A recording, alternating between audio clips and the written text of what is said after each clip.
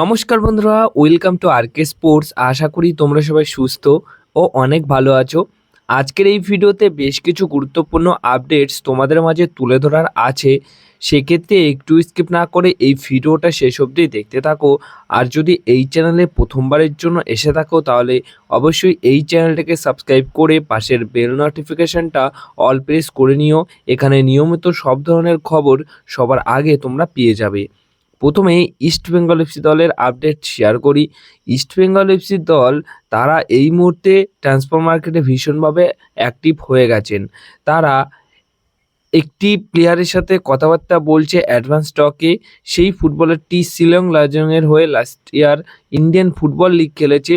রুদ্রা মহলা রুদ্রা মহলার সাথে কিন্তু advance stock চালাচ্ছে ইস্টবেঙ্গল এফসি দল। এছাড়া এই ফুটবলারটির ওপর ইন্টারেস্ট শো করেছে ব্যাঙ্গালোর এফসি দল, চেন্নাই এফসি দল। কিন্তু এখন বর্তমান সময়ে দাঁড়িয়ে এই রুদ্রার সাথে অ্যাডভান্স স্টক চলছে ইস্টবেঙ্গল এফসি দলের। তাই সব কিছু ঠিকঠাক থাকলে, শেষ মুহূর্তে কোনো সমস্যা না হলে এই ডিলটি পুরোপুরি ডিল ডান করে ফেলতে পারে ইস্টবেঙ্গল এফসি দল। এবং এই রুদ্রাকে তোমরা নেক্সট ইয়ার আইএসএলে খেলতে দেখতে পারো ইস্টবেঙ্গল এফসি দলের জার্সি গায়ে। যখন কোনো অফিসিয়াল অ্যানাউন্সমেন্ট আসবে তখন তোমাদেরকে এই বিষয়টা নিয়ে আরও একবার আপডেট শেয়ার করে দেব। নেক্সট আপডেট যেটা রয়েছে সেটা হচ্ছে ইস্টবেঙ্গল এফসি দল তাদের মিগুয়েল চলে যাওয়ার পর এখন কিন্তু তারা খুব ভালো রকমভাবে অ্যাক্টিভ হয়ে তাদের যে সমস্ত ফুটবলার আছে তাদেরকে, যারা আর কি থাকার মতো ফুটবলার ইস্টবেঙ্গল এফসি দলে, যাদেরকে রাখলে ইস্টবেঙ্গল এফসি দল সেই পুরনো ইস্টবেঙ্গল এফসি যেরকম লাস্ট ইয়ার খেলেছে তেমনই থাকবে, সেই সমস্ত ফুটবলারদের ধরে রাখতে চাইছে। শুরু থেকে যদি বলি তাহলে অস্কার ব্রুজন সে নিজে থেকে সোশ্যাল মিডিয়া হ্যান্ডেলে ইস্টবেঙ্গল এফসি দলকে বিদায় জানালেও অস্কার ব্রুজনকে আবারও ধরে রাখার জন্য একদম শেষ পর্যন্ত লড়াই করছে ইস্টবেঙ্গল এফসি দল। এই মুহূর্তে এরকমই খবর রয়েছে, মানে অস্কার ব্রুজনকে যে কোনো মূল্যেই ধরে রাখতে চাইছে ইস্টবেঙ্গল এফসি দল। আর এখানেই শেষ নয়, মিগুয়েল চলে যাওয়ার পর তাদের এখন ভয় কেভিন সিবিলিকে নিয়ে। তাই কেভিন সিবিলিকেও যে কোনো মূল্যে তারা ধরে রাখার জন্য চেষ্টা করছে। কেভিন সিবেলি এই ফুটবলারটি কিন্তু ইস্টবেঙ্গল এফসি দলের হয়ে দুর্দান্ত পারফরমেন্স করেছে। এই ফুটবলারটি ইস্টবেঙ্গল এফসি দলের আসার আগে তাকে নিয়ে কিন্তু মোহনবাগান দলেরও একটা রিউমার ছিল। মোহনবাগান দলও এই কেভিনকে নেবার ব্যাপারে ইচ্ছা প্রকাশ করেছিল এই সিজন শুরু হওয়ার আগে, কিন্তু শেষ অবধি টমের ওপর ভরসা করে তাকে আর নেওয়া হয়নি বা নেয়নি। কিন্তু কেভিন সিবেলি ইস্টবেঙ্গল এফসি দলে এসে লাস্ট ইয়ার দুর্দান্ত পারফরমেন্স করেছে আনোয়ারের পাশে। তো সেই কেভিন সিবিলিও মোটামুটি চলে যাবার মুহূর্তে এসে দাঁড়িয়েছে, চলে যেতে পারে, কিন্তু তাকেও ধরে রাখার জন্য যে কোনো মূল্যে শেষ পর্যন্ত চেষ্টা চালাচ্ছে ইস্টবেঙ্গল এফসি দল। এখানেই শেষ নয়, মোহাম্মদ রাশিদ কন্ট্রাক্ট এক্সটেনশন করলেও এই মুহূর্তে তাদের টপ গোল স্কোরার যে প্লেয়ারটি ছিল সেই প্লেয়ারটির কাছে কিন্তু ইন্দোনেশিয়ার ক্লাবের অফার রয়েছে। তো সেও চলে যেতে পারে যদি ইস্টবেঙ্গল এফসি দল কন্ট্রাক্ট এক্সটেনশন না করে। কিন্তু তার একটা ইচ্ছা রয়েছে যে ইস্টবেঙ্গল এফসি দলের সে এইরকম ইচ্ছা তার আছে। দেখা যাক শেষ অবধি ইস্টবেঙ্গল এফসি দল কী করে। কিন্তু আপাতত অস্কার ব্রুজন এবং কেভিনকে তারা যে কোনো মূল্যে ধরে রাখতে চাইছে। এর পাশাপাশি আসি নেক্সট আপডেটে ইস্টবেঙ্গল এফসি দল। নেক্সট আপডেট যেটা রয়েছে, রায়ান উইলিয়ামসকে পাওয়ার জন্য সর্বোচ্চ উজাড় করে দিয়ে ট্রান্সফার ফি দিয়ে তাকে নিয়ে আসতে রাজি এই মুহূর্তে ইস্টবেঙ্গল এফসি দল।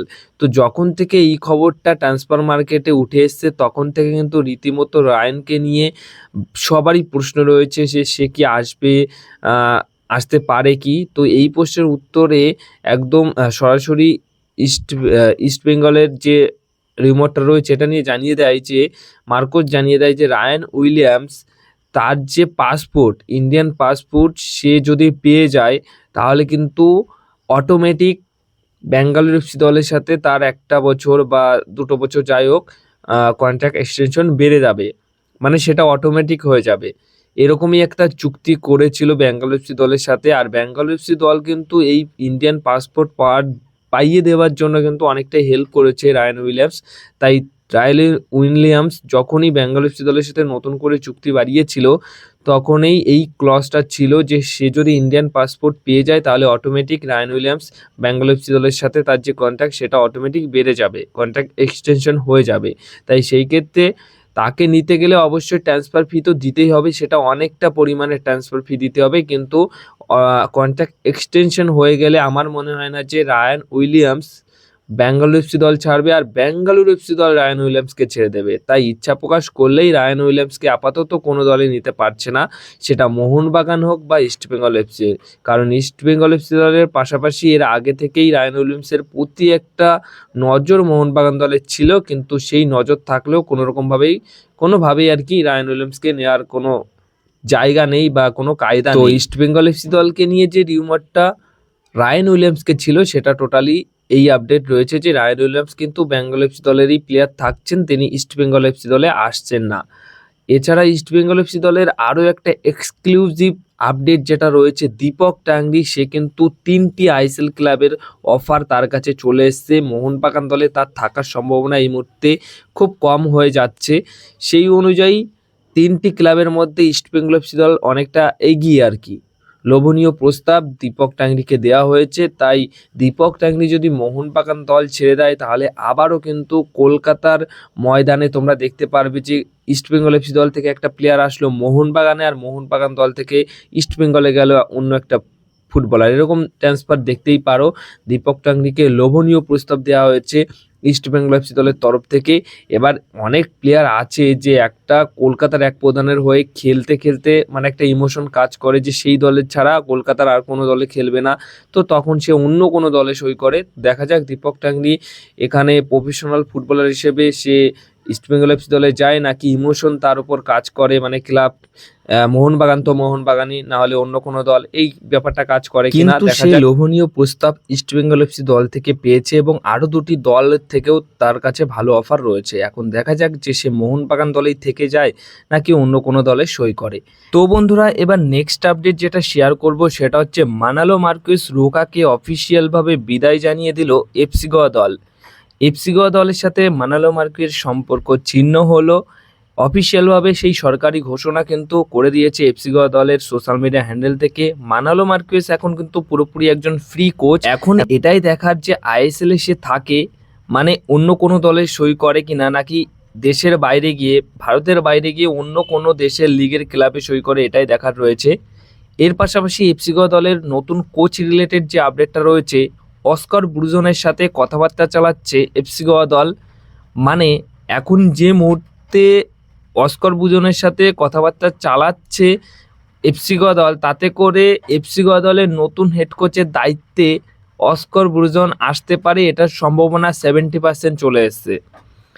মানে তোমরা ধরে নাও যে 70% হয়ে যেতে পারে অস্কার ব্রুজন এফসি গোয়া দলের নতুন হেড কোচ।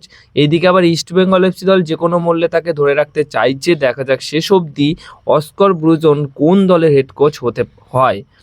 নেক্সট আপডেট যেটা শেয়ার করব মোহনবাগান দলকে নিয়ে, রাহুল ভেকেকে একটা সিজনের জন্য মোহনবাগান দল সই করিয়েছে। পরমবীর সিংকে কেন সই করাতে পারেনি মোহনবাগান দল, এটাই অনেকে জানতে চেয়েছো। তোমাদেরকে বলে দিই যে পরমবীর সিংকে ভালো একটা প্রস্তাব দেওয়া হয়েছিল, গেম টাইম অফার করে হয়েছিল এবং মোহনবাগান দলে আসলে সব রকম সুযোগ সুবিধা সে পেত।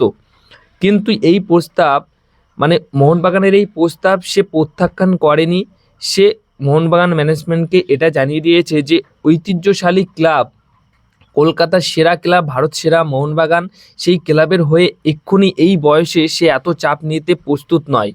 তার কারণেই সে এই চাপ নেবে না বলে যেখানে নর্থ ইস্ট ইউনাইটেড এফসি দলের হয়ে 3 বছরের চুক্তি করেছে, সেই 3 বছর সে সেখানে খেলবে এবং 3 বছর পর গিয়ে যখন সে একজন পরিপূর্ণ ডিফেন্ডার হয়ে যাবে তখন সে মোহনবাগান দলে আসবে, এমনটাই সে কিন্তু জানিয়েছে। মানে মোহনবাগান দলের হয়ে খেলার স্বপ্ন তার রয়েছে, কিন্তু সেই স্বপ্নটা এক্ষুনি সে পূরণ করতে চাইছে না। কারণ এই সময় এসে সে যদি খুব ভালো পারফরমেন্স না করতে পারে তাহলে আমরা অ্যাজ এ সমর্থক হিসেবে তার উপর আঙুল তুলব, আর সেই আঙুল তোলা সেই চাপটা সে এক্ষুনি নিতে চাইছে না। যার কারণে পরমবীর সিংয়ের ডিলটা কিন্তু এই মুহূর্তে ডিল ডান করতে পারলো না মোহনবাগান দল। আর মোহনবাগান দল দেখো অফার দিয়ে নিয়ে আসতো কোচ, তারপর খেলাতো কি খেলাতো না সেটা তো মোটামুটি কোচের ওপর থাকতো, এবং সে পুরো 90 মিনিট গেম টাইম পেয়েও যদি সে এই মুহূর্তেই চাপ নিয়ে না খেলতে পারতো তাহলে তো তার দিকে আঙুল পড়তোই। তাই আমার মনে হয় যে পরমবীর সিং এখন সঠিক সিদ্ধান্তই নিয়েছে। পরবর্তী সময়ে সে যখন পরিপূর্ণ ডিফেন্ডার হয়ে যাবে তখন তো তাকে একদম 4-5 বছরের চুক্তিতে মোহনবাগান দল সই করে নিতে পারবে এবং তখন সে নিজে থেকেই আসবে মোহনবাগান দলের জার্সিতে খেলতে, কারণ সেটার একটা স্বপ্ন রয়েছে তার। এই ছিল পরমবীর সিংকে নিয়ে আপডেট। সর্বশেষ যে আপডেট রয়েছে সেখানে কিন্তু জেসন কামিন্সকে নিয়ে বড়সড় সিদ্ধান্ত নিয়েছে। জেসন কামিন্সকে ছেড়ে দেওয়ার পর বা ছেড়ে দিচ্ছে সেই অনুযায়ী জেসন কামিন্সের রিপ্লেসমেন্ট আসছে, কনফার্ম রিপ্লেসমেন্ট আসছে।